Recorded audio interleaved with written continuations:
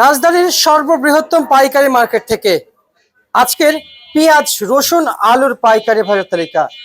আমাদের সাথে যুক্ত আছেন ব্যবসায়িক সজীব। আসসালামু আলাইকুম। ওয়ালাইকুম আসসালাম ওয়া রাহমাতুল্লাহি ওয়া বারাকাতুহু। কেমন আছেন? আলহামদুলিল্লাহ, আল্লাহ তাআলা আপনাদের দয়ায় ভালো আছে। শুরুতে আপনার নাম জানতে চাই।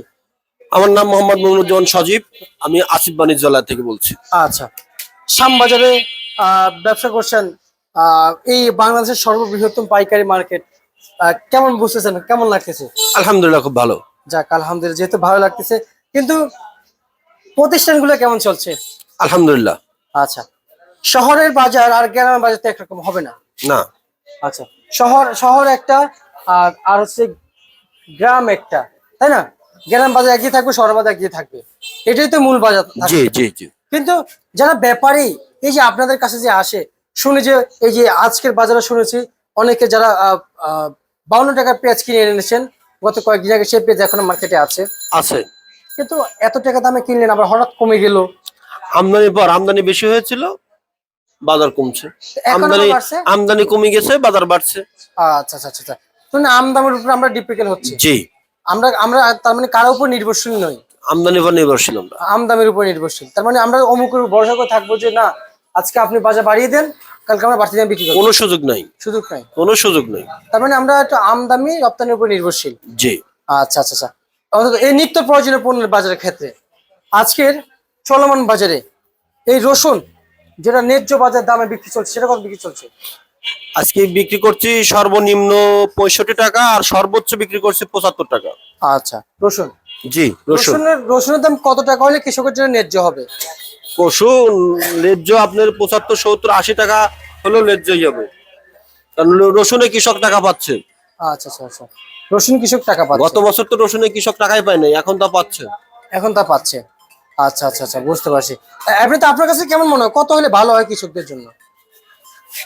এই ধরেন 75, 80। 75 আসলে ভালো হয়। ভালো হয়, চলবে কৃষক। পেঁয়াজ বাজারে কত বিক্রি চলছে? বাজার বিক্রি চলতেছে নিচে 35, উপরে 38 টাকা। আচ্ছা, এই পেঁয়াজের দাম কৃষকের জন্য কত হলে ভালো হয়? আপনার 50। 50। আলুর বাজার কত চলছে?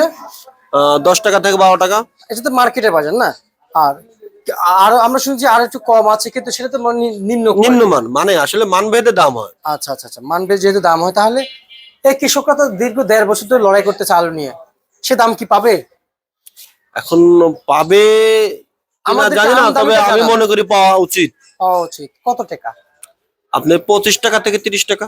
আচ্ছা আচ্ছা আচ্ছা আচ্ছা, বুঝতে পারছি। আমরা প্রায় নিউজের শেষ পর্যায়ে আছি। আজকে যে মূল্য তালিকা ছিল, এটা আজকের জন্য ছিল, তাই না? জি। মূল্য তালিকা যেটা ছিল, এটা তো আজকের জন্য ছিল। জি, আজকের জন্য। আপনি ব্যবসায়িক সজীব। জি। শ্যামবাজার থেকে। জি। আপনার যে কোন জেলা? পাবনা জেলা। তাহলে তো বিখ্যাত না জেলা, পাবনা জেলা। জি। আমরা জানি যে বিখ্যাত একটা জেলা পাবনা জেলা, কারণ পাবনা জেলার পেঁয়াজ ভালো হয়।